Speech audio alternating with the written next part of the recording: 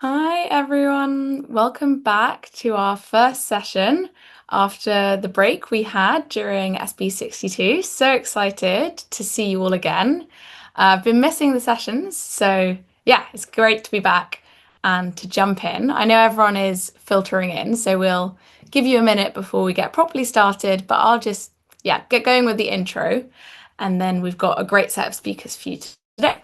So today's session is on corporations and climate action. As ever, here is our social media. Please tag us, use the hashtag, shout about it wherever you want. And I am one of your moderators. My name's Clarissa. You might have seen me before, and I'm moderating from the Oxford Net Zero side. Before I hand over to my other moderator, Myrna, just a quick note that I know you've all been asking lots of questions about the bond assignment. I know there's been some technical difficulties. We're going to do a update on that at the end of the session because we don't want to take time away from the speakers. So please hold tight and we will talk about that in due course. Now on to Myrna. Hi, everybody. My name is Myrna. I'm moderating from the GYC side, and wow, I miss being here. Thank you all for joining us.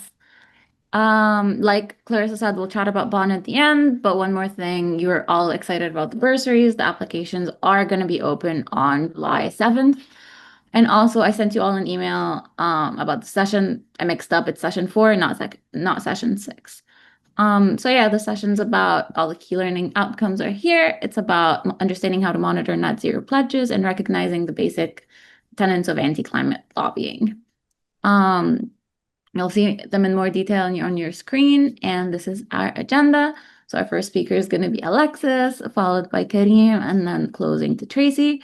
We will have a Q&A as we usually do, but it will be in the chat box this time. So try not to, as usual, not to put your LinkedIn, not to spam it. So it's all commentary and questions. And then there's going to be the reflections at the very end. And as usual, we have optional breakout rooms, and our speakers are welcome to join them, or they're also free to leave. It's completely up to the speakers. We have a more soft prompt this time for you guys, so we want you to interact in the breakout rooms. So yes, our first speaker is Alexis. You all might have heard from her before. Alexis McGivern is the head of stakeholder engagement and research fellow at Oxford Net Zero, where she bridges research into action to advance,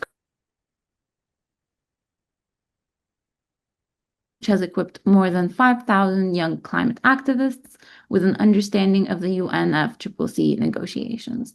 Alexis is a member of the Greenhouse Gas Protocol's Technical Working Group, contributing to the first revision of the corporate standard in 2 decades. Wow.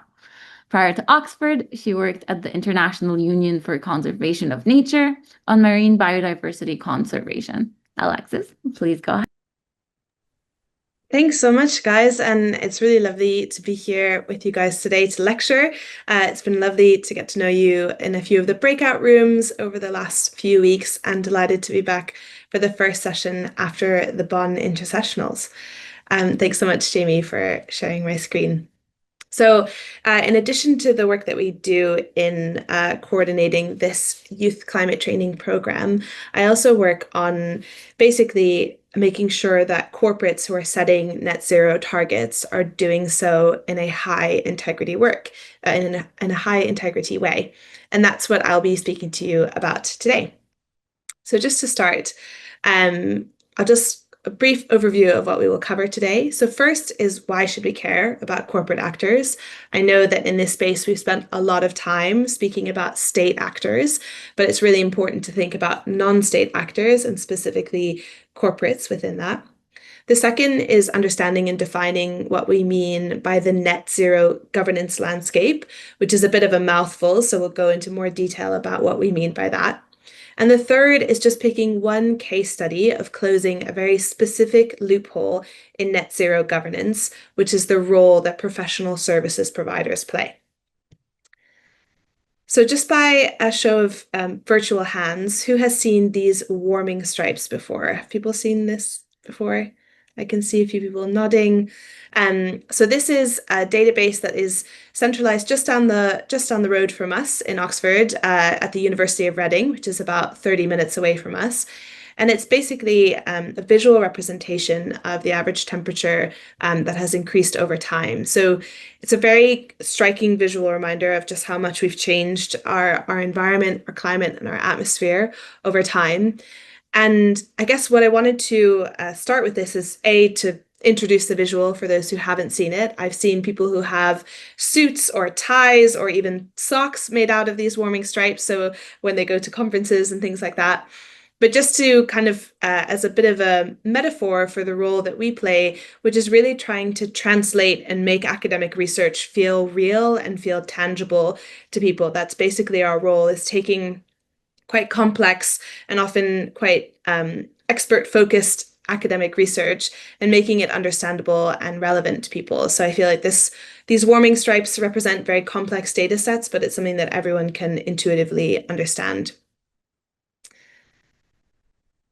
And I will also always like to start a presentation with this quote from Catherine Wilkinson, who is actually an Oxford alum who did the same program as I did a while before I did it. And I just know that those of you who are in this program, we spent a lot of time going through your applications and reading your reasons for joining the program. And what we heard from that was both a real sense of duty and obligation and really wanting to fix the world's biggest problems. But in many of your applications, we saw that this is really personally weighing on a lot of people, that it's causing a lot of anxiety, fear, trepidation for the future. And I guess I really recognize that. I feel that myself as well. But I also want to say that this is a beautiful moment to be alive, mainly because we're here, and the only thing we can really do is fight for a livable planet, fight for a livable future for ourselves, for our brothers and sisters around the world, and for future generations. But it is a really beautiful moment to be alive at a time where our actions really, really matter. So the first, why do we care about corporate actors, especially for the you who might come from places where the state actually plays a much bigger role in determining climate action? So I'll give you three reasons. The first is their emissions. 72% of global fossil fuel and cement carbon dioxide emissions from this very long period, basically from sort of beginning stages of the Industrial Revolution over through till 2022, can be attributed to just 122 industrial producers. And I think what we take away from that is basically that there's quite a small group of very energy intensive companies that really determine the supply chain for lots of our global network of emissions. And that's a source from Influence Map, who, if you haven't heard of, I really recommend you go check out their work. I've linked their report in these slides, so you can go over them afterwards. The second is their money. So corporate actors and non-state actors more broadly are responsible for investment flows that can really hold up the transition or very much block it. And some analysis demonstrates that just over 1% of global investment funds are considered Paris aligned. That's some analysis from the CDP. And the final and perhaps most important is that corporate ambition really allows policymakers, regulators, and state actors to be ambitious in what we call sort of a reinforcing ambition loop. So this is a visualization of that ambition loop. We see basically this self-reinforcing mechanism where really clear government targets leads to very ambitious corporate targets, and vice versa. If corporates are setting really ambitious targets, it gives governments the confidence to be able to implement policy decisions that sort of level the playing field. So we really need these things to work essentially in symbiosis with one another. And it's really difficult for policymakers to make decisions that they have no precedent for in corporate behavior, or that they think will be really unpopular and will be the subject of lobbying, something that Tracy will speak about afterwards, to reverse an unpopular policy decision. And at the same time, ambitious businesses who want to move further or faster on climate are sometimes hampered by the fact that they are essentially punished for being front runners by losing out by sticking their necks out first, investing in research and development first, or just doing things that might cost more that are sometimes passed on to the consumer. So the good news, I always like to start with good news, is that corporate pledges to net zero are steadily increasing. We see that across companies, which is obviously the focus of this presentation, but also across states and regions and across cities as well. And this data comes from a database that is partly put together, monitored, and kind of upheld by Oxford Net Zero. It's called the Net Zero Tracker.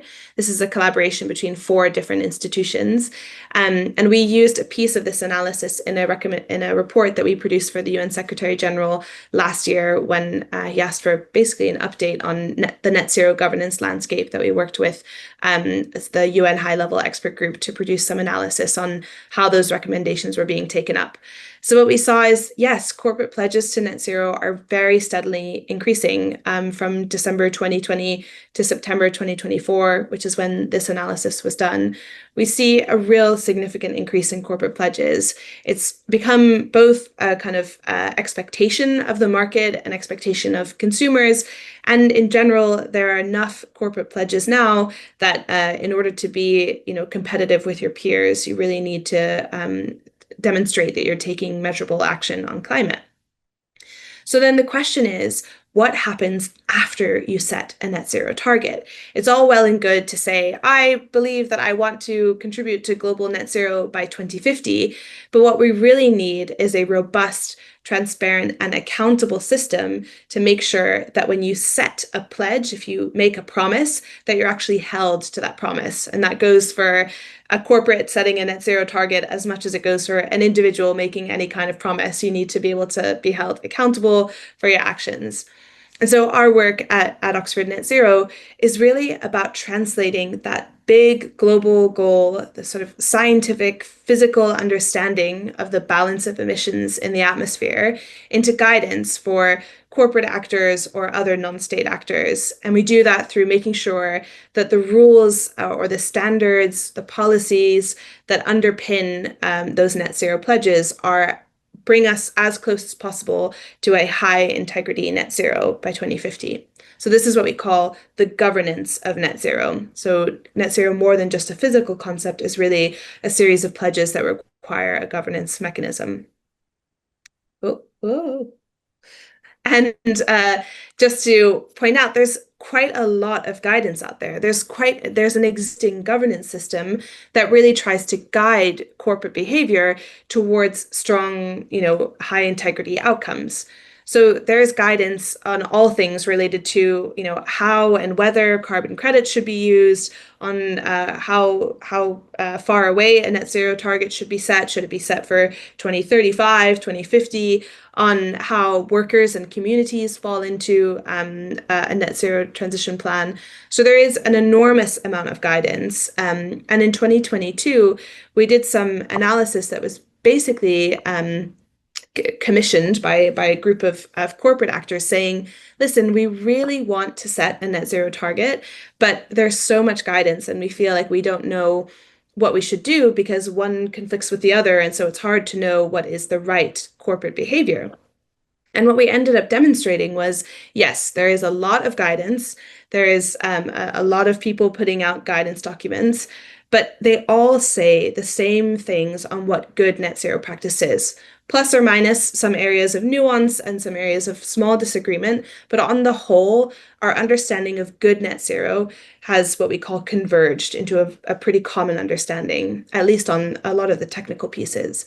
Where it hasn't yet converged is on things that are a little bit more gray or nuanced, like, for example, how net zero targets should contribute to a global just transition. So areas where it's a little bit harder to define what good practice is has been more difficult. But in general, we see a real convergence in the landscape. And we did that analysis in 2022, and it became so widely used and so useful for people that we did it again in 2024 in order to demonstrate, how the landscape had shifted in the last 2 years. Where had there been more areas of agreement? Where had there been, any emerging areas of disagreement or nuance? And so we have this report that we published, which is called Governing Net Zero, and it's essentially understanding what the governance landscape defines as good net zero. So I mentioned some of these sort of what is the recommended target date, how to measure emissions, etc.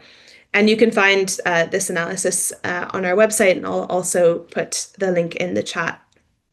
But what we found basically is, as I mentioned, this alignment. And some of these examples are that, first of all, that a net zero target date should be no later than 2050, that a final target date should be accompanied by what we call interim targets. So generally, the best practice guidance centers around 5-year intervals. So making sure that if you have a target date for 2050, that you have a plan of what happens at 2025 and 2030, 2035, so etc. One of the most common areas that was quite widely agreed upon was that offsets or any kind of carbon crediting should be kept outside of organizational boundaries. And what we mean by that is that we shouldn't be using offsets to basically supplement mitigation of our emissions. And the final, which is kind of an interesting finding that was actually mentioned by someone last week when we were at a conference. They said, I was sitting in the audience and they said, some analysis by Oxford shows, and I was like, that's our analysis. That's very exciting. But that good practice means tying executive remuneration, so executive pay, to the achievement of net zero targets. Because as it stands, many corporates are able to make a pledge, a promise to get to net zero or to contribute to global net zero. But actually, the leaders in charge are not the people who are held accountable for whether or not that happens. So despite all this alignment, I mentioned that there are still some loopholes in the net zero governance landscape. And these are the ones that are a little bit harder to measure or that are, maybe a bit more qualitative in their measurement. So, for example, a very clear gap is that there's an unclear role of biodiversity and nature when it comes to the achievement of a net zero target. So you can really work on balancing your greenhouse gas emissions, but if you're still contributing to destroying natural ecosystems, then you're clearly not contributing to a livable planet for all. The second, and this is sort of an inherent flaw in the framing of net zero, is that it's not clear what role adaptation will play in the achievement of a net zero target, particularly in the context of many of the areas in the world that are the fastest growing in terms of setting net zero targets are in geographies where adaptation is likely more important than mitigation. So particularly Asia, for example, which is one of the fastest growing regions in terms of companies setting net zero targets. Another thing is around offset criteria. So there's been quite a clear understanding of when to use offsets, but the question is, what is considered a good offset? So the two criteria that we care about are additionality, so whether or not the mitigation would have happened in the absence of the incentive of a credit. And the second is permanence, so making sure that we have a removal that will be on a longer time scale than the emission into the atmosphere. So, for example, if a carbon credit is a forest and you use the fact that you've purchased a carbon credit to justify further emissions, and then that forest burns down in a forest fire because of climate change and releases that carbon into the atmosphere, we don't have a permanence of that removal storage. There's pretty wide understanding that all scopes of emissions should be included in a net zero target. And this is different from the first time that we did this analysis in 2022, where there was a bit of a mixed guidance over whether or not supply chain or scope 3 emissions should be included. But now it's quite a universal recommendation on a good net zero target. But there is a bit of nuance over which scope 3 emissions to include. Some standards say that it should be relevant emissions without really defining what those mean. So as Marina mentioned, I sit on the technical working group for the Greenhouse Gas Protocol's corporate net zero standard. Again, a bit of a mouthful, but it's being updated now for the first time in 20 years, which is how long it's taken us to not how long it's taken us to agree to do it, but it's basically been the predominant standard on how to measure and report emissions. And as you can imagine, it's wildly out of date. And so we're having a big discussion within that working group over which criteria scope 3 emissions should be included. And the final piece, which brings me to my kind of final point for this presentation, is there's a really unclear role for professional services firms. So this includes law firms, management consultancy firms, or ad and public relations agencies who are working directly to enable new emissions through their work. So, for example, a case where McKinsey did some work to increase the productivity of a coal-fired power plant. They do not need to take responsibility for that work in enabling new emissions because currently the standards only really care about what we call operational emissions. So the actual emissions that you're responsible for rather than the ones that you enable through your work. And so this really is basically about thinking, so this concept, which we call service emissions, is about thinking not only about that really core bit of operational emissions, which are fairly well covered in the standards landscape, but really about the services that you've offered, the advice that you've given, the clients that you work with, the type of work that you do, if you're an ad and PR agency, the narratives that you shape. And we did some analysis with a large ad agency, and they found that their service emissions were actually 42 times higher than their operational emissions. So it's really important to consider sort of the work that's being enabled. And so in response to this gap, we really worked with the Race to Zero when I think Karim, you and I overlapped when you were there, but really about defining what does good 1.5 alignment look like for professional services firms. And we had input from a working group which represented some law firms, some ad and PR agencies, some consultancy firms. And we landed on defining 6 action areas on how to align professional services provision with a 1.5 degree world.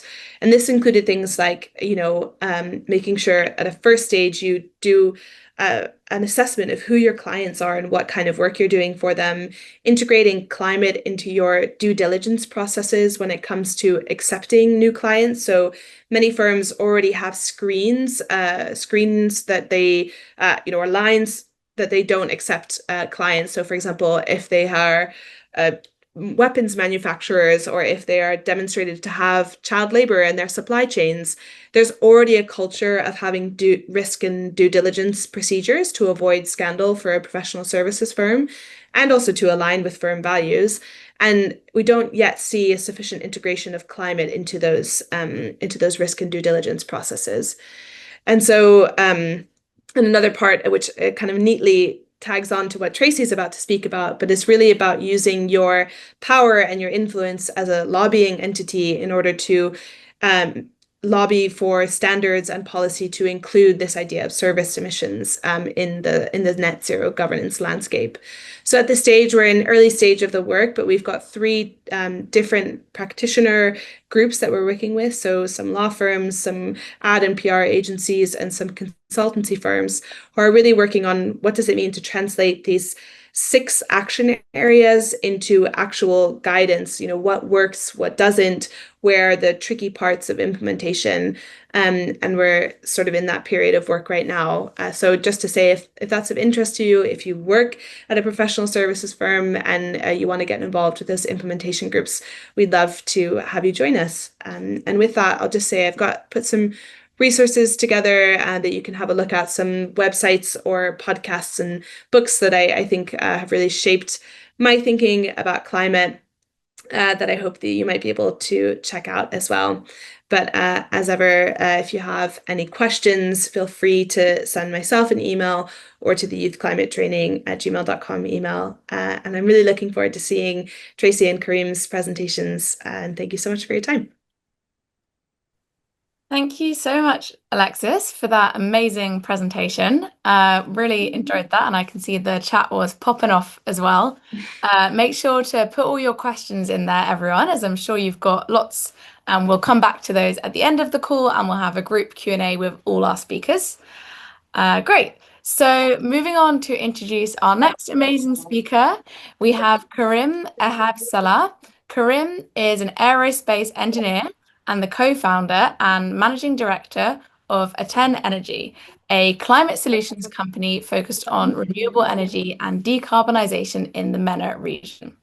He previously served as a Race to Zero Fellow with the UN High-Level Climate Champions team, where he played a pivotal role in regionalizing net zero standards, advancing accountability mechanisms, and integrating equity and justice into global climate frameworks.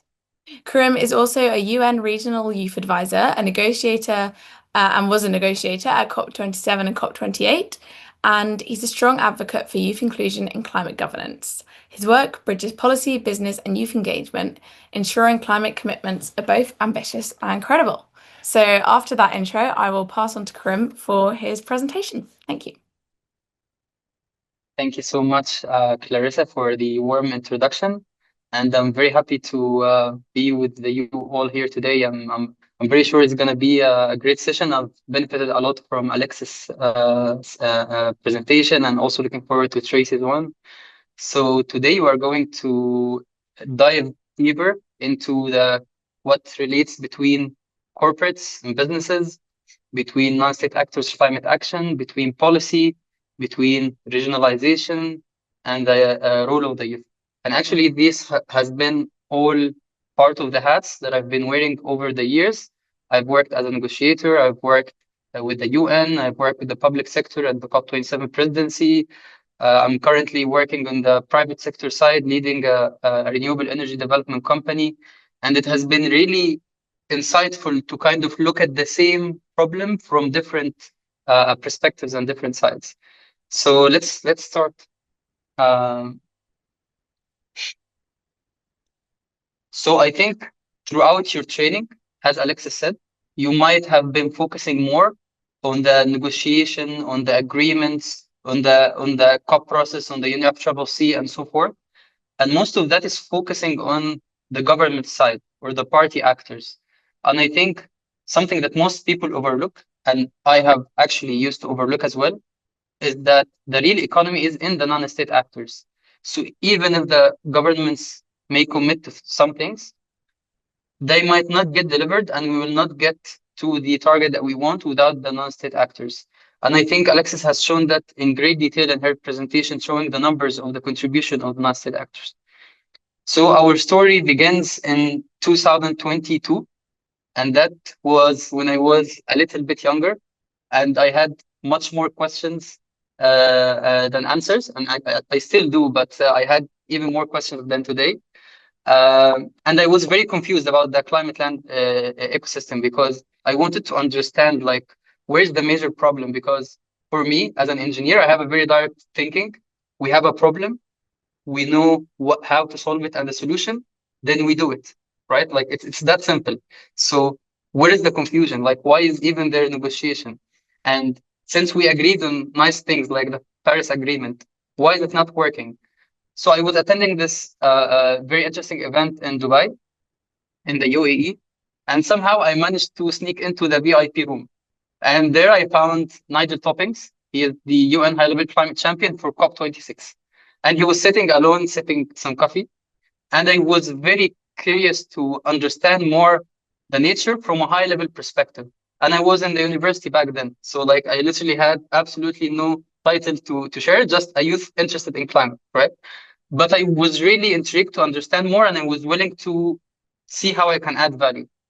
So I decided to approach him and ask him if I can join him. And he was actually a very, very nice guy. And we ended up having a 20-minute conversation. So what I shared with him is I told him I wanted to challenge him the most that I can, right? So I thought that if anyone in the climate ecosystem has an answer, it's going to be this guy. Because like, who am I going to meet that has more insight? So I told him, okay, so hear me out. I'm trying to understand this kind of climate ecosystem. I understand that we agreed in the Paris Agreement on a certain target to reach net zero by 2050 in a nutshell. So we should be moving in the right direction. But according to the data that we received in 2021 in COP26, our emission didn't decrease, it actually increased. So we're literally moving in the other direction. For 6 years, we have been doing nothing. So what did this mean? I was like very confused. And I told him that the core of the Paris Agreement is based on an agreement between parties, an agreement that's non-binding. So it's all based on a trust and promises made between governments, and that trust is non-existent. And as you can see in the world, like with all the geopolitical things that are happening and all the countries that keep going in and out of the agreements. So I told them that actually the system that is built on it is broken, and therefore we will not reach our targets. And therefore it will not work without financial sanctions, without obligatory carbon taxing, without making a binding agreement, it will not work. And what I was doing in my mind, I wanted to challenge him the most that I can so that he can give me a satisfactory answer to understand how the world works. And his answer was, yes, you are correct. I don't think the Paris Agreement alone will work. It's definitely in a polarized political system and the polarized world, and it's not a binding agreement. So you can't force countries in this world. And just right moment, at this moment, I was very disappointed and very confused. And the climate depression like peaked. I was like, okay, I think that's it. Maybe I can find another thing to work on. But what he added, and I think this is going to be the main driver of my journey so far, and also the presentation here today, is that this is why we will try a different approach. So Nigel, and I think I consider myself like this as well, and I guess most of the people here, when we face a big challenge, a big threat, humanity usually have three like kind of responses to that. It's fight, flight, or freeze, right? And there are some mindset, and I think most of the people that work in this field, they're okay. It's very depressive, but we will fight. We'll try our best. So what is the suggestion that kind of the world is working on when it comes to non-state actors? Whether we have a top-down approach to the climate problem, right? We have governments agreeing to some stuff, we add policies, and now it's binding and everyone has to follow it. But we can also do the other way around. We can do a bottom-up approach. So this is basically why the high-level climate champions is there, the team, and what it means to kind of do voluntary action from the bottom, to do capacity building, to do sessions like these, to do policy, to do voluntary commitments, to show the governments, to show the people out there that, okay, even if you will not commit, even if you will not trust each other, the economy is already moving. And this is the kind of the main point of the non-state actor climate action and the high-level climate champion. And I will dive deeper into what that means in detail. And also one thing that he added that was very insightful is that climate change is not a scientific case anymore. So I think no one today is debating whether climate is real or not. It's an economic one. So when we shift and focus, when we shift our focus on the right kind of attribute, we might actually solve it. Because you need to make a business case today, not make a scientific one. We all know that there is a big problem happening, but you need to make a financial case how it's gonna happen in the current system that we have in the world today. So this is where the role of the Race to Zero comes in. The Race to Zero is the biggest initiative, okay, in the world that rallies non-state actors. And non-state actors here, it includes everyone that's not in the negotiation room, right? It includes cities, it includes businesses, and I think Alexis has shown this in detail as well. And it follows and it works under, it's an initiative under the high-level climate champions, the UN high-level climate champions. They were mandated in COP21 in the year of the Paris Agreement, and they were appointed by the parties to mobilize climate action from cities, from regions, from businesses, investors, and so forth. And they were extended their mandate in COP25 in 2019, and also tasked them to improve the Marrakesh Partnership, which is mainly responsible for the non-state actors' climate action. And also the 5-year plan endorsed, and in COP26 endorsed the campaigns of the Race to Zero and Race to Resilience to be supported by the parties as well. So what is the Race to Zero? It's a global campaign, and currently it has more than 15,000 non-state actor members. When we say non-state actors, we are talking again about every actor that you can think of. Even the youth, they are considered non-state actors. So youth organizations can sign to the Race to Zero campaign. And what it focuses on is that the main kind of golden rule that we have is that we want to reach net zero by 2050. That's the Paris Agreement goal. And that's we need to focus on. That is the kind of state's target. That's the government's target. It's not the whole world's target. No one signed up to this. So the Race to Zero, what is doing in a nutshell, making sure that the non-state actors as well, they sign to the same target and they commit that we are supporting you to reach this target, whether you are a city, you are a region, you are a company, and yeah, we are all signing up to half emissions by 2030 and net zero by 2050. So how do you join Race to Zero? I've added and I've shared with Clarissa to share with you as well, like a lot of links to help you understand this. But what I like the most about Race to Zero is that it's open to all. So I will show you in the next slide more specific kind of targets to go depending on your background. But there is a space for everyone in the Race to Zero campaign. Whether you are a university, whether you are a company, a hospital, a financial institution, a civil society organization. So I'm sure that at least each one of you is going to find a room for them to contribute. And one of the points that I found a bit confusing for me also back in the day is that I wanted to contribute to these big things that are happening, but I actually didn't know how. So the Race to Zero was one of the funnels for me to support that through talking to my university when I was back in the university. Let's sign up to the Race to Zero. Any business that I joined, let's put a plan and sign up to the Race to Zero.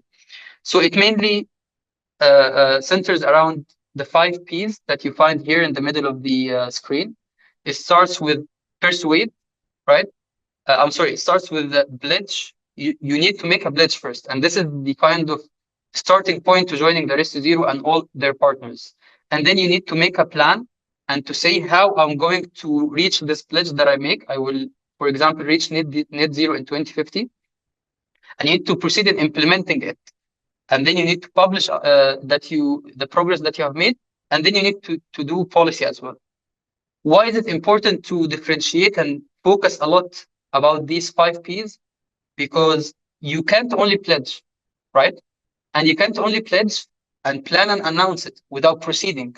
So actually, you need to do the whole 5 processes in order to ensure sufficient action to reach the targets that we have put. And this is where most of the discussions that we are having today come in, between these Ps. Because sometimes we say there is no accountability or there is no enough data to kind of assess whether we did that or not. Even if you reach the 4th P, there is a 5th P relating to doing policy as a non-state actor and policy alignment. So what I would like as well to describe the Race to Zero is that you don't sign up directly to the Race to Zero. Race to Zero is more of a kind of something that aligns all the initiatives that are there in the world. So we have many initiatives. We have an initiative for the city. We have an initiatives for the SMEs. We have initiatives for the hospitals. And the Race to Zero tries to kind of grab all these initiatives and make sure that they are aligned with the Paris Agreement goal. And when you say that this initiative is a partner to the Race to Zero, it's a certification of guarantee that this is a certified initiative. Why? Because as we have been discussing as well, with all the action that has been going on in the world, you might find a random kind of group of people that say we are committed to net zero. But what does it actually mean to say committed to net zero? Have you set science-based targets? Have you signed up to the city's Race to Zero? Have you signed up to ICLEI? These are the ones that we can certify that they have valid targets, that they have valid kind of aligning process to reach the net zero. And you can find definitely much more resources about that online. So in a nutshell, what I want to get out of this slide is that if you are a hospital and you want to join the Race to Zero, you want to take action, you want to support, you can find the partner that's relevant to the hospitals, and you're going to find that here. If you're a financial institutions, you're going to find banks for net zero asset management, and so forth. Okay, so what is the evolution of the Race to Zero movement? So the Race to Zero is just an initiative, but it highlights the kind of net zero movement for the non-state actors as a whole. What we have had in the past, let's say 10 years since 2015, we have had a lot of businesses. That was the phase 1 target, to get a lot of movement. We want businesses, we want non-state actors all to sign up. We want them all to commit. We want them all to make a pledge. But that was phase one. As you remember, that was the first P, right? And we reached actually a lot of success by that. As you have seen the numbers before, a very good number of people have signed up, and 50% of the SMPs have already set commitments. But what we found that in phase two, it's not enough to only say, I want to reach net zero as a statement. Actually, what do you mean by saying I want to reach net zero? So we need a very clear standards, and we need to understand who is the one that's gonna put these standards and how we're going to assess them. So that was filling the gap, and we are still doing that until today with the serviced emissions and all the details that are still being filled in the net zero commitments. The third phase, which was like on its climax when I was working with the Race to Zero 2 years ago, it was regarding the accountability. So we were already having very good numbers, right, when it comes to the campaign and rallying a lot of action and so forth. But then a very good question was asked. So you guys, for the members of the Race to Zero, you guys set the commitments. Now it's time to show us your reports. A lot of the people that signed up failed to show progress or to show the reports due to different reasons, whether it's there is not enough data, there is no clear reporting criteria. Some people were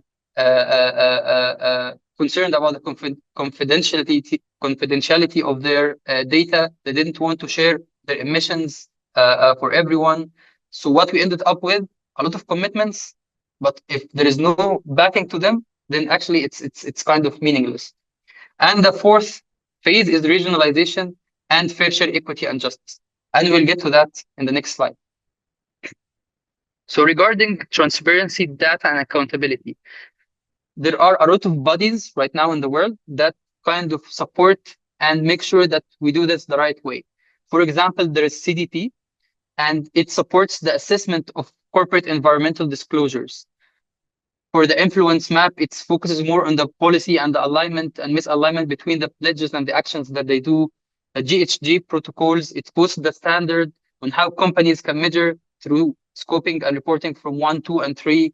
And like, if you just guys take note from these names and kind of these keywords that we're using, each one of them is a whole reading chapter. I'm just trying to kind of put the summary of everything here, but there's a lot of details here and a lot of interesting information. So the gaps that we have, remember, all of this is voluntary. So, for example, the 50% of the S&P, they might not follow up after what happened when USA left the Paris Agreement. So they might not actually follow up with the commitments that they made. So this is a challenge.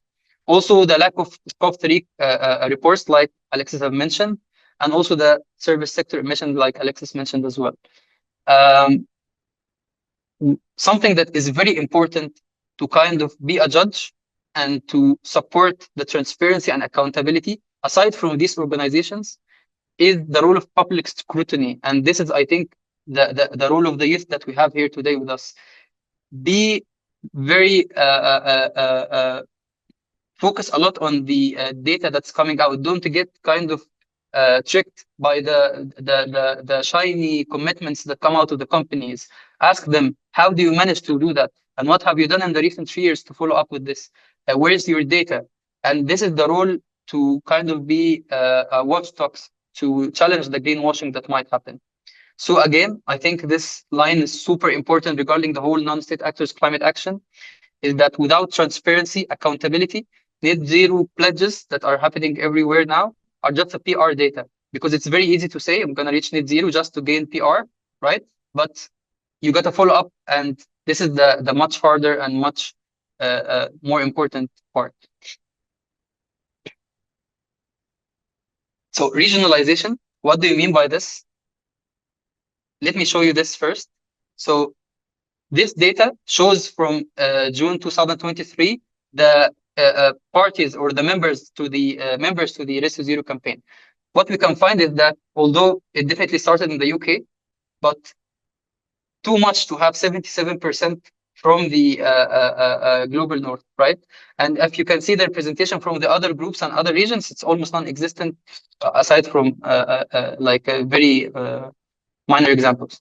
So the problem here is the standards that was put, it's mainly focusing on the global north, and it was developed in the global north. And that's what we have noticed going forward with the campaign. We need to make sure that the standard is not only one standard for all, because what we found out, there is not zero, is not one size fits all, and there is no one size that will work for everyone. What we want to make sure is that we develop a criteria for a business to reach net zero based on where they are. Because, for example, if you are an SME in Africa, definitely you're gonna not follow the same path for an SME in Europe or in USA or in Asia or in Latin America, right? Each one, they have their focuses. Some want to focus more on adaptation, some want to focus more on financing, some want to focus more on development. And we need to kind of develop a criteria that can absorb and understand all these differences. But it's very important that the criteria is developed by these people as well. It's not communicated to them. So it needs to be two sides. And that was big part of the work that I was doing with the Race to Zero. And again, this is, I think, if we couldn't solve this, we will not succeed at making it a global movement. It will only be driven by the global north. And just one quick example that I have faced during my work there, I was responsible to regionalize it in the global south, including all the continents in the global south. So when I was talking to, for example, non-state actors in Africa, and I just mentioned the term zero, they were like totally not interested to continue listen to what I have to say in the end, because they are not. If you see the emissions of Africa, for example, it's 1%. So if you tell them reach zero emissions, they will be, this is not relevant for us. This is not our campaign. So the campaign needs to be adjusted to show them that actually they need to join. So I'm not saying that they don't need to join, but they need to join in the right way. They need to understand that if you don't comply with this, if you don't join the new economy, you will be left behind. And the new economy is still going to be controlled by the global north, because this is the new economy that's happening. It's not just about reaching zero commitments. So this is kind of regionalization in a nutshell. One final concept that's super, super, super important, that's called fair share, equity, and justice. And when I was with the Race to Zero, we were trying to make sure that this is integrated in our work as well. But one funny question, for me, it was very funny in the beginning, which was, what does it mean, fair share, equity, and justice? And I was like, it's very clear to make sure things are fair and there is the right equity, as you can see from the graph here. For example, you have United States, Canada, and China, like they are top polluters. They can have the same targets and the same ruler to measure their performance as Kenya, for example, or any other global south countries. Like, it's very clear. But actually what we find out is that the devil is in the details. You can't put that into actions. It's very hard to define what do you actually mean by fair share, equity, and justice. How do we measure that? How do we differentiate? So it's something that was still developed when I was in the Race to Zero. And to be honest, until today, I haven't found a great relevation point, whether in the negotiation rooms or in the non-state actors room. What have we found out at the end? Finally, I want to tell you that all these things can sound, and I totally understand, can sound like a lot, and they can sound like it's kind of, how can I contribute to this? But I want to remind you that just a youth like you, probably the same age or maybe even younger, have been developing these regionalization policies for the global south, has been working with the Race to Zero, and has been able to contribute to this. And I have talked a lot about my experience in this article, and you can even do much, much more than that. Because I truly believe that the youth are going to be the real game changer here, and they're going to be the one that can co-create, not just be watchdogs, and they're going to be the advocates and storytellers and the leaders of the business of tomorrow. So yeah, that was it for today, and looking forward for Teresa's presentation. Thank you. Thank you so much, Karim. This was super useful and comprehensive. And honestly, you're completely right. Young people need to hold corporations accountable, because otherwise they'll just say things for PR. Okay, thank you so much, Karim. And our next speaker is Tracy. Ooh, yes, Tracy Rumford. Tracy is the Associate Director of Climate Change and Environmental Justice at the Interface Center on Corporate Responsibility. She supports institutional investors in their corporate engagement and stewardship activities around climate policy. She specializes in environmental, social, and governance, ESG investing, with expertise in climate change, workers' rights, child safety, online governance, and global reporting regimes.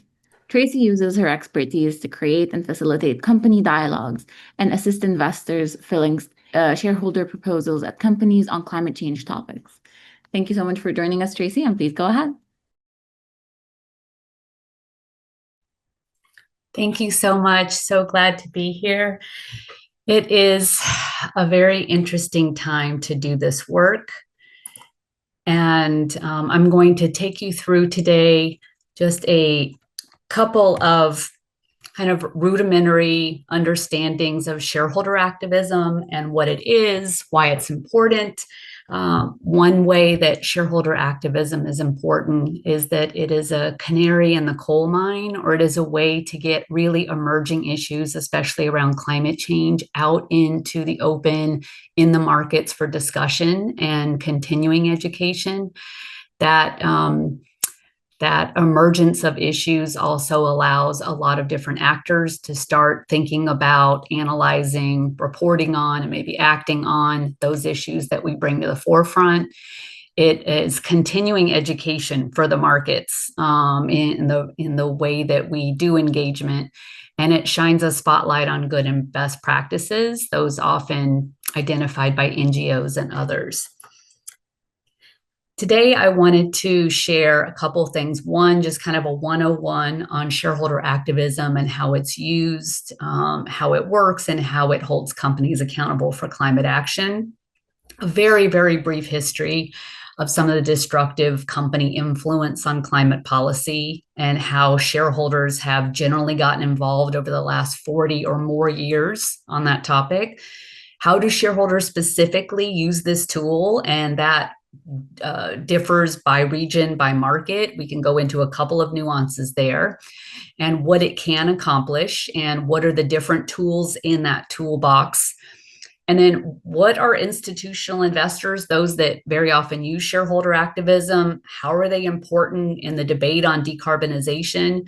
So we'll touch on a couple of things on how they vote and why voting is important, engagement in filing shareholder proposals, and their general influence. And then what does that mean for all of you listening today?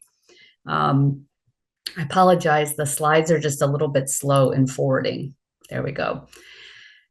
So shareholders have been engaging companies, trade associations, and policymakers on climate change going back at least to the early 1990s, if not earlier, through a lot of things around deforestation, drilling in the Arctic, a number of major fossil fuel policy actions. But shareholder proposals were filed on climate change starting in the early 1990s in the United States. And the problem was recognized about climate impacts and the impact to the overall market. And with that, there was a tide turning and a global discussion around the Kyoto Protocol, which was the precursor to the race to zero discussion in the 1990s. As that created success, and the U.S. became one of the lagging countries, I think, to sign on. And it was up to us in the US to kind of cross the threshold and get everybody on board that already was on board. We were kind of one of the tipping point markets, I think, to make sure this moved forward. There was a whole coalition of companies that got together, from the fossil fuel makers to the auto companies to mining, many heavy emitters that we now know and love today. That got together in the Global Climate Coalition, along with a number of other efforts. And their goal was to kill the Kyoto Protocol. And they were successful. And when this first started, investors started engaging companies about their membership and their founding of the GCC, and why they were doing this, how it was going to impact them. And I think that really embedded that work in the late 1990s. And then the Kyoto Protocol failing really gelled for investors how important it was to engage on climate policy with companies, particularly heavy emitters, because their influence is far more profound than we usually recognize or give companies credit for, or their trade associations. So fast forward to today, and I think many of us on this call know that companies can be a force for good, but also really a barrier to moving on a market by market and even on a global basis at COP, the things that we want to accomplish to decarbonize. So what is shareholder activism and how do we use this tool? Shareholder activism, shareholder engagement is basically institutional investors and or individuals going to a company, writing letters to the board, to management, having calls, having in-person meetings, now it's Zoom meetings and others. That's the informal part. The more formal part of shareholder activism, one, you can have a suite of investors buy up a big stake in a company and then try to run board members to have a lot larger sway on what the company does and the direction it goes and extract a bunch of wealth and then get out and leave. That's one form. The other form is what we at the Interfaith Center on Corporate Responsibility have done for well over 50 years. And that's pool together a group of institutional investors, engage a company and or file shareholder proposals or make other formal requests to companies, not just on climate change, but human rights, worker rights, corporate governance, CEO pay or fair and equitable pay, health access, patents on drugs, and how undemocratic, that process is, a whole host of issues. You can file a resolution in most markets if you're an investor, but the rules for doing that differ market by market. I'm most familiar with the US and different markets in Europe, Canada, and Australia. But in Japan, there have been proposals. There have typically not been in China, but you never know, never say never. They're very common in North America and in Europe. And every once in a while, we see activity in Brazil, which has got a very strong, robust institutional investor market of asset owners that work on climate change. So you can file a proposal with the company. It's a formal and legal process. It asks the company to do something, and I'll show you some examples in a moment of what that looks like. And it's requesting either disclosure or action or seeking to ratify a particular action. Like in Europe, there are proposals that are called Say on Climate proposals, basically approving a climate plan by a company. And it's like a thumbs up or thumbs down, approve or disapprove. So you can have an action like that. You can then have that proposal printed in what's called a proxy ballot or a proxy statement by a company. It's a whole booklet, now mostly digital, that goes out to every shareholder in a corporation. And they see all kinds of things that they need to consider and vote on, from the board of directors all the way down to proposals from management to, say, restructure or to buy bonds, and shareholder proposals. And then each shareholder gets to vote on those proposals. Shareholders can vote on proposals that are non-binding or advisory in nature, or they can vote on binding proposals. And if the binding proposal passes, and different companies have different thresholds for passing, either a simple majority or a super majority, it all depends, then the board would be forced to implement that action. So they can be quite powerful. It's really like a democratic process, but among shareholders with the company and the board, in terms of like an election, and there's a ballot and you vote, and it's typically one share per vote, but some investors have like more powerful shares and they get multiple votes. Kind of like corporate money in politics. But then you have an annual meeting, and that is where a lot of the action takes place, where the vote is actually counted. You can speak and move your proposal, make a speech on it. And in the weeks coming up to the annual meeting is when investors and companies both negotiate on the proposal, trying to get it maybe to be withdrawn, and or you educate other investors and reach out to them or meet with them and or share memos on why the proposal is a good idea. And you make the economic case first and foremost, but you can also make the moral case, the climate case, the nature and biodiversity case, et cetera. There are other things beyond a shareholder proposal that investors also can do in shareholder engagement. And that's things like approving or disproving CEO pay or CEO compensation or remuneration. That could also mean voting for a proposal that ties decarbonization or net zero goals to CEO pay, like previously mentioned. It can be approving the auditor or raising an issue around the auditor. And that's increasingly important in our space because we need to get climate impacts, both risk and opportunity, on the balance sheet, the financial statements of companies. So those numbers actually hold the company more accountable. It's more serious when it's in a financial statement versus just a general report from a company. You can vote for directors. You can vote directors off. Some investors run directors to be voted on the slate of nominees. And you can also run a vote no campaign, or it's a reason to vote against a director because of, say, climate inaction or failure of climate governance, for instance. That board of director might be the head of a particular committee that's important to this debate. So in most markets, you have institutions that have larger pockets or pools of money that are doing this, but markets also include individual investors taking action here.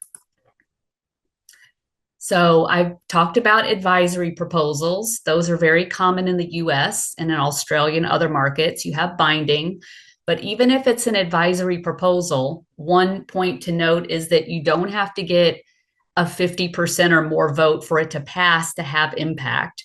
Sometimes just getting a 20 or 25% vote on a proposal, or in the UK, over a 5% vote on a proposal, often has tremendous sway with a board of directors to get them to consider an effort or an issue and to sit down and take action or figure out what they can do. So it's not an all or nothing. You need to win the vote or not. The degree of the vote, how much support you build within a diverse set of investors matters to the board and the company. And that depends on the circumstances, but every vote counts in terms of really moving a board to take action. So you don't have to win the proposal and get a majority vote for it to be implemented. In some cases, there are organizations that advise shareholders on how to vote on these ballot items. And they often say if there's over a 25 or 30% support for a proposal, they expect the board to take action, and they might vote against particular directors the next year if they don't. So there's all kinds of teeth embedded in some of this strategy in the process. So I've mentioned that, there are different rules for both proposing proposals and what they look like, also how much stock you need in a company to submit these proposals. That all differs by market. Sometimes it's 1% of the total stock outstanding, or 5%, or in the US, it's a range of $2,000 to $25,000, depending on how long you've held the shares, etc. So there's wide diversity there. In some markets, you just need one share. You need to have a clear request for action. And you need to make sure that you kind of legally follow the rules and meet certain deadlines so that your proposal is printed in the proxy statement, the proxy booklet that's mailed out, and then it makes the ballot.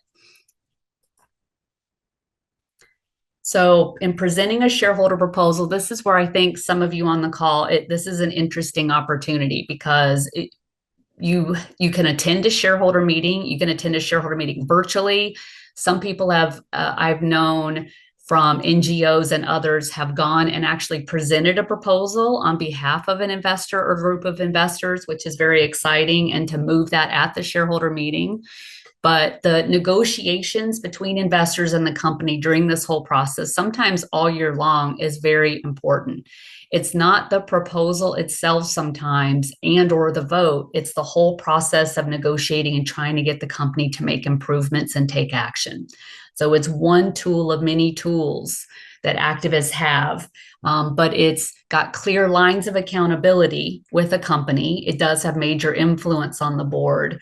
And like I said before, it's a huge opportunity to move the issue overall in the market, because the whole process of raising a proposal and what we call get out the vote, reaching out to other investors and making your case, builds their understanding of the issues and the economic risk around those issues, and it kind of moves the whole market in that continuing education process. So all of this, is really important.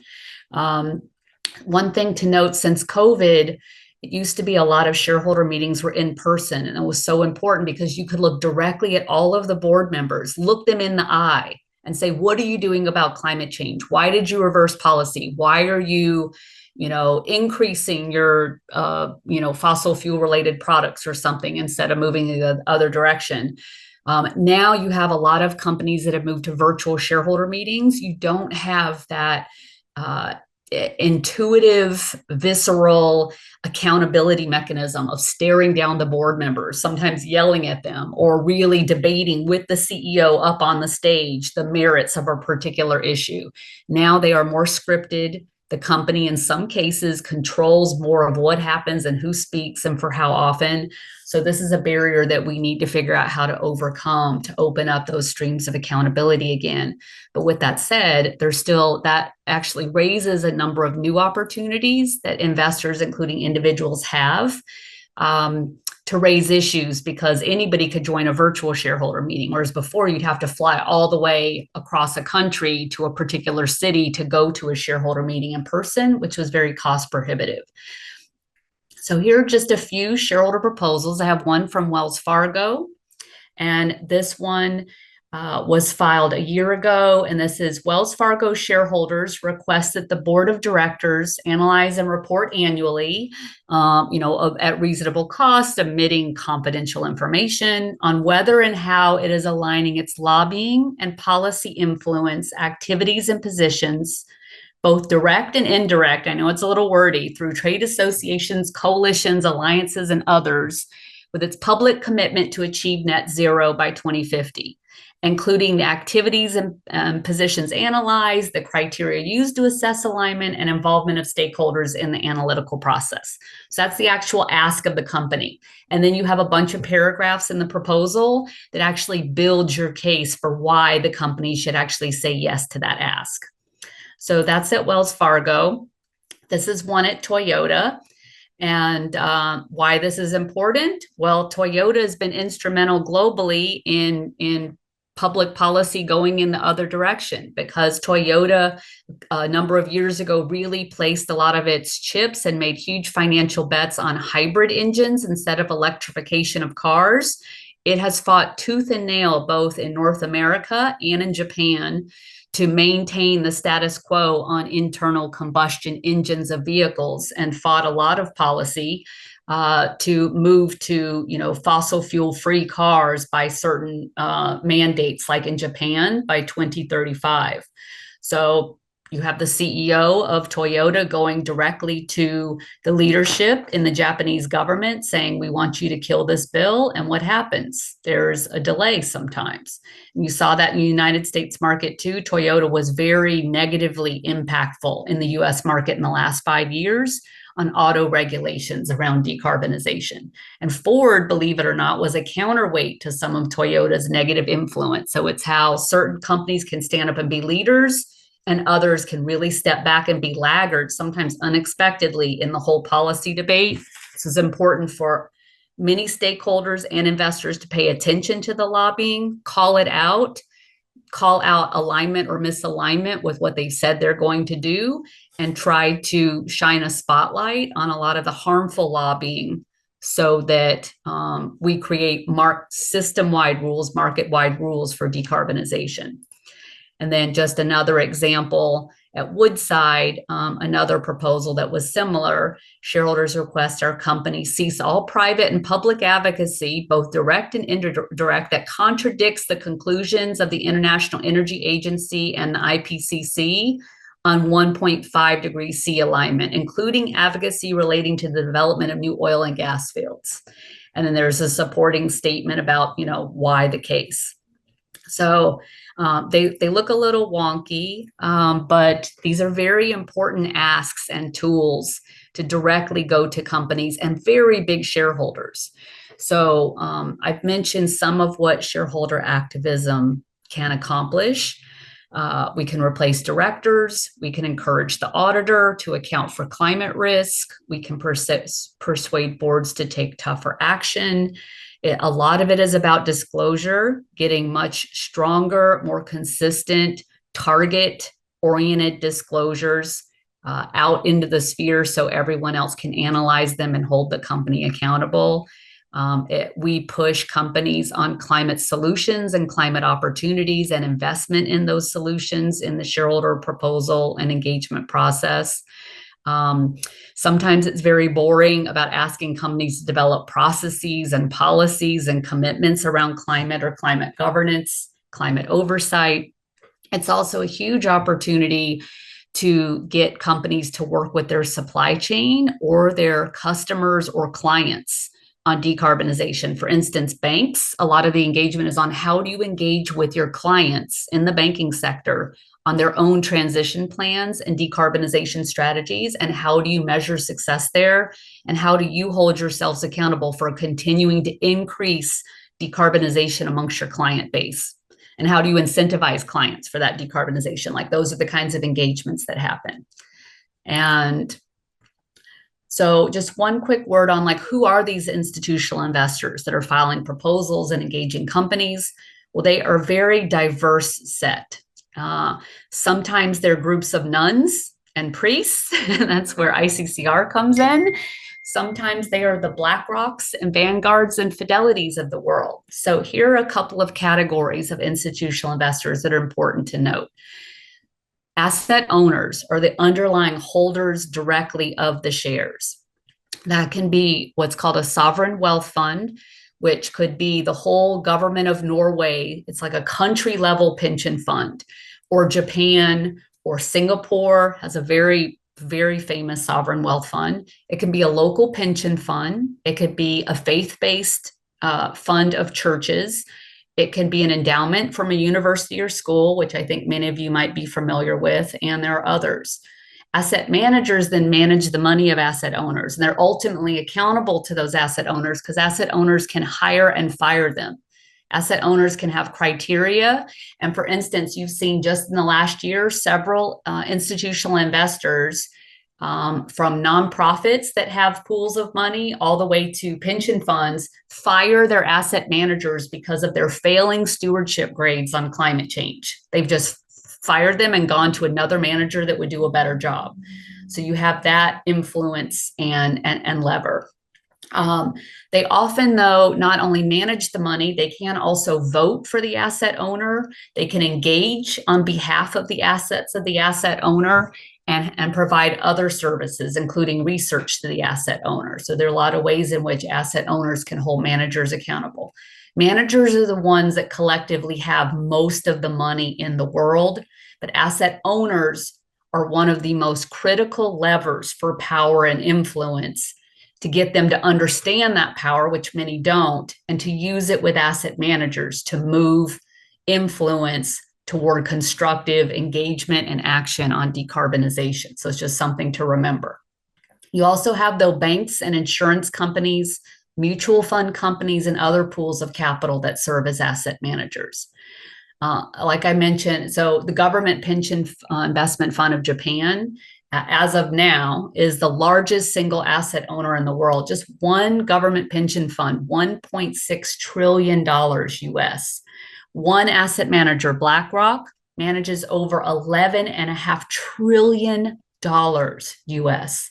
So the influence is enormous. You have about 1/3 of total asset managers that manage investments passively. So you might have heard of like the S&P 500 index or the FTSE 100.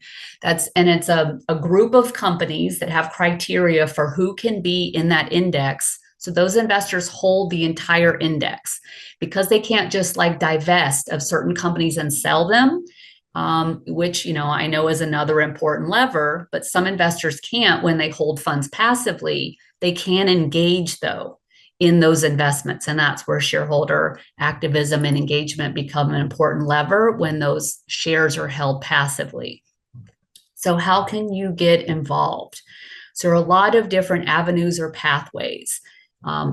Do you have any kind of investment account or retirement account at your work, a pension scheme?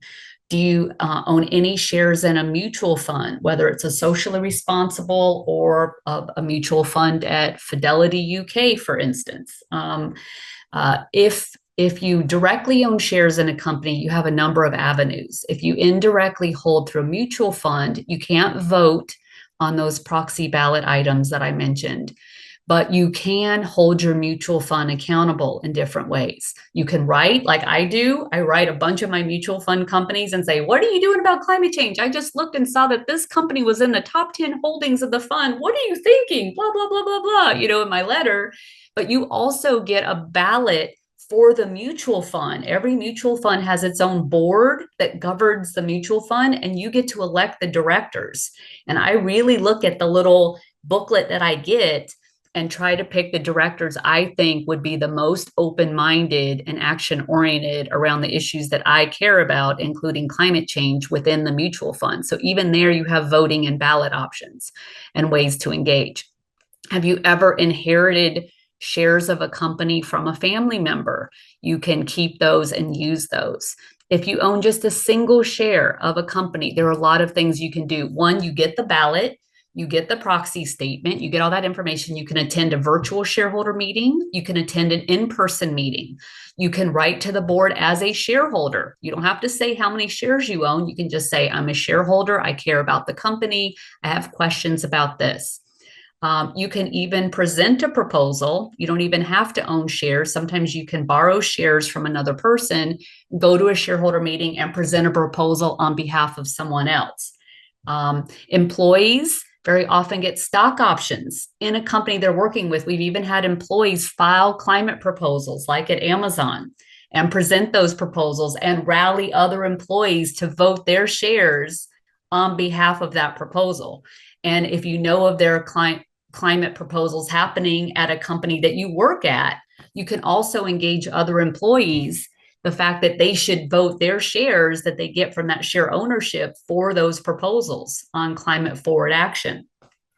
You might also be part of your a school or a university that has an endowment, and you can engage the endowment committee and the proxy voting committee of your college or university to have very powerful policy guidelines on how they're going to vote on climate-oriented proposals that come up, and or boards of directors.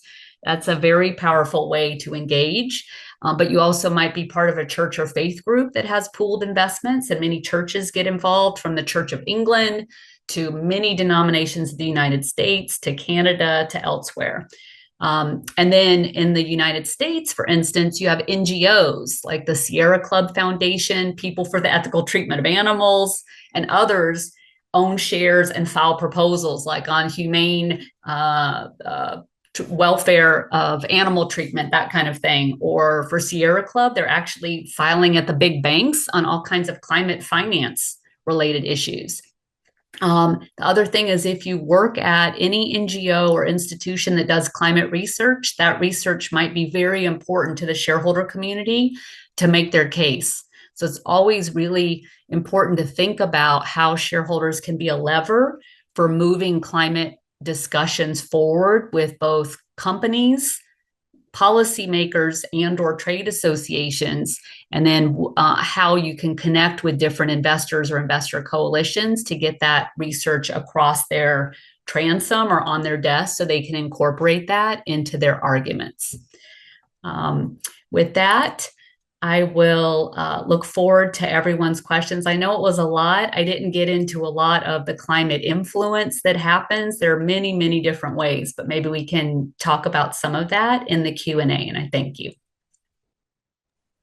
Thank you so much, Tracy. That was super informative. I feel like I didn't know enough about this, and now I know a lot more. And I love your point about how even if you have one share, however you happen to come by it, you can still make a lot of influence.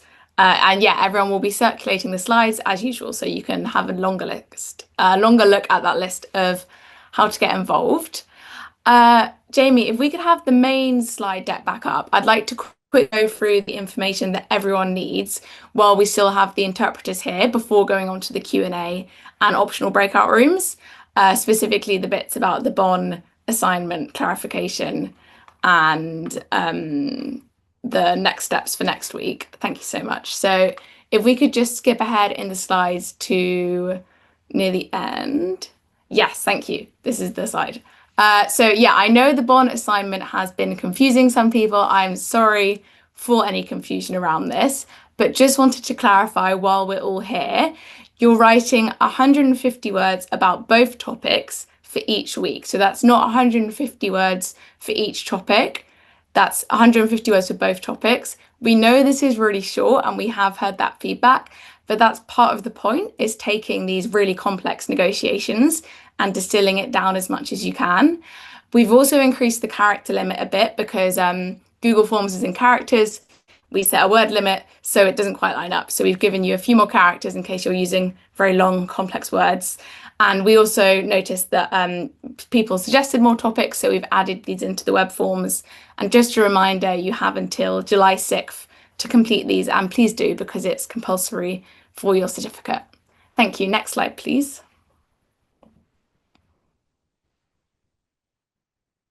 Yeah, so we've got a session tomorrow, so just a reminder to come along for this. It's an awesome interactive session on developing a theory of change from Francis, Race to Resilience, which is also in that UN high-level champions organization that Alexis and Karim have talked about. And I think that's most of the important information we wanted to do. So we can now go into the Q&A. Thanks for your patience, everyone. There were a lot of awesome questions piling up in the chat. So Myrna and I have been trying our best to collect them all and synthesize. And yeah, Tracy, hopefully we can discuss some of them in the breakout rooms. But I'm going to start with Karim. Jamie, if you could maybe spotlight Myrna, me, and the three speakers, then that would be great. But Karim, the first question to you, and I can see you've already put some ideas in the chat, but maybe it'd be good for you to expand on this. What is the best way to support? They put carbon zero, but I think we could expand that to corporate accountability. So what is the best way to support corporate accountability as youth? I know you've all mentioned lots of different ways, but we'd love to hear more from you on that. Thank you so much, Clarissa, and thank you for inviting me first, because I actually need to leave. I'm sorry for that because I had an urgent call. It's really nice being with everyone here. Regarding the question, I think it's one of the most important ones, because at the end of the day, we are all here attending as youth, and we need to know, like, how can we contribute to all these big words that you're saying. And again, I had a similar question until somehow I found myself developing the criteria, contributing to the negotiations as a negotiator, doing policy, developing solutions that help decarbonize. So we can actually play all these roles. I think it's about realizing that we can do this, and also taking initiative and doing the work. And for the older generation, they need to get us more space as well, because to be honest, I wouldn't be able to do this without people that enabled me and that trusted in me and the other colleagues' contributions. So again, you can rally and support your organization to sign up to the Race to Zero. You can develop you can do policy advocacy. You can develop a specific solution if you come from a technical background. So there are many things that you can do to hop on the train. Cool. Thank you so much for joining us. Thank you so much, Karim, and thank you for joining us today. So the second question is mostly directed at Tracy, and it's a two-parter. One is a clarifying question.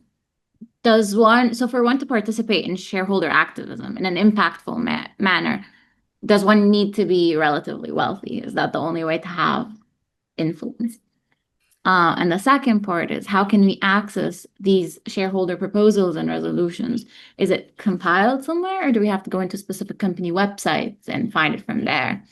The person asking says, I know UNPRI supports on shareholder activism, but believes that their database, the person asking, believe that their database is strictly for corporate members only.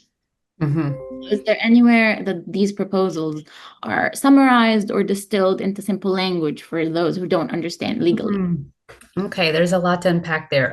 The first one was, do you have to be wealthy to get involved? And no, like I said, you can own a single share, and sometimes shares cost like $5 or 23 cents. Or for some companies, though, it might be a couple $100 for one share. So what's really important sometimes is in getting that one share, though, you get the proxy ballot mailed to you, and you get all kinds of other information sent to you, quarterly reports from the company. Yes, a lot of it is legalese and financialese, but there's a lot of good information in there too that is very digestible in terms of where the company's going, where they're spending their money, where their markets are, and then the items to vote on. Typically, it depends on the market, but like in the United States, a lot of faith-based investors have smaller pools of money. Like one faith firm might own $10,000 in shares, another one might own $1 million, but they work collectively together, very often co-filing a single proposal. So one will be kind of the lead filer for technical and legal purposes, and other people will add their shares to that proposal. And that's the case for the UK and many European countries. To meet like a 1% or 5% threshold in the UK, for instance, you need to meet a threshold and have at least 100 different investors that actually file onto a proposal. So that's where employees come in. Sometimes employees are part of smaller shareholdings, but part of that collective of more than 100 individual investors that, are filing.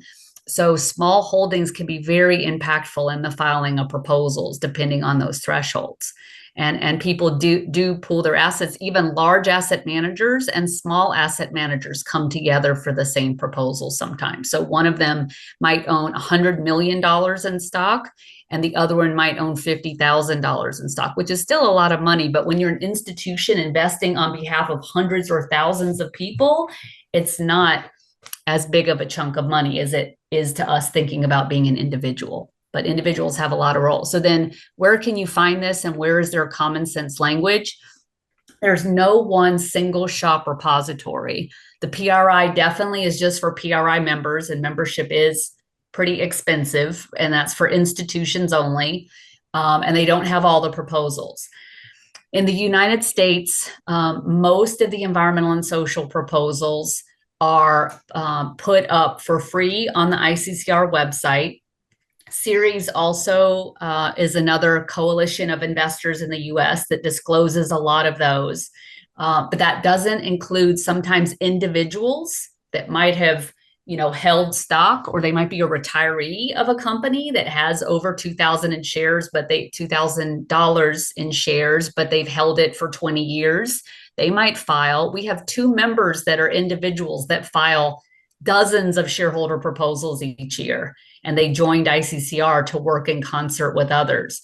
But you might have literally retired employees of some companies that file shareholder proposals, and those are really hard to come by until you actually see the proxy ballot, or you go to the Securities and Commission website of your corresponding jurisdiction of your market. Each country basically has a Securities and Exchange Commission type entity that regulates the market, and they often have disclosure on what's happening at that company's proxy ballot.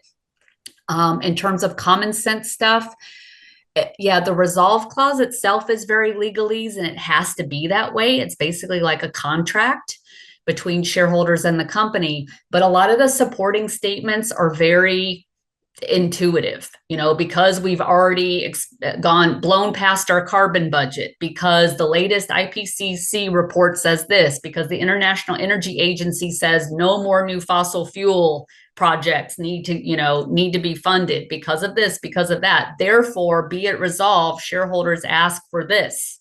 So a lot of the language in the proposal is very common sense. It's just the resolve clause itself, the main thrust or ask of the proposal, that usually has rules in that market for why it has to be worded the way it does.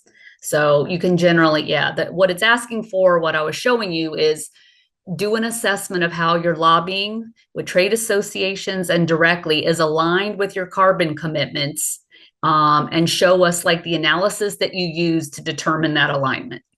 So it's like going trade association by trade association, effort by effort. And if it's misaligned, what are you going to do about it? That's kind of the gist of a lot of the asks on climate lobbying. Did that hit the 3, Myrna, that you were talking about? Yeah, thank you so much for that. And hopefully we can share some of the links to the resources and different organizations you were describing. We'll share those via email. I'm conscious that Alexis has to leave pretty shortly for another call, so I don't think we'll have time for many more questions. But there have been so many great ones in the chat. I want to shout out a really great discussion I saw around going beyond emissions and taking account for human rights abuses and bloody money. I thought that was an excellent question, and hopefully we can discuss more in the breakout rooms. For the breakout rooms, we were just going to give you a really general prompt of what have you most enjoyed learning today and what were you surprised by. So please take any of those questions you had and discuss them, and we'll be hopping around to chat to you all. So yeah, that's the end. Go ahead, Mana. Just a quick reminder to please complete the bond assignments. We only have much fewer submissions than we should, and it is mandatory for the program. So we fixed the issues that you guys have faced. Email us if you want to resubmit. I noticed a couple of people asking about that. And yes, we'll see you guys in the breakout rooms. And thank you so much, Alexis, Tracy, and Katie, for having joined us. And please join the breakout room if you would like. Awesome. Thank you so much. And Jamie, if you could help us with launching the breakout rooms, that would be awesome. Oh, I think they're open.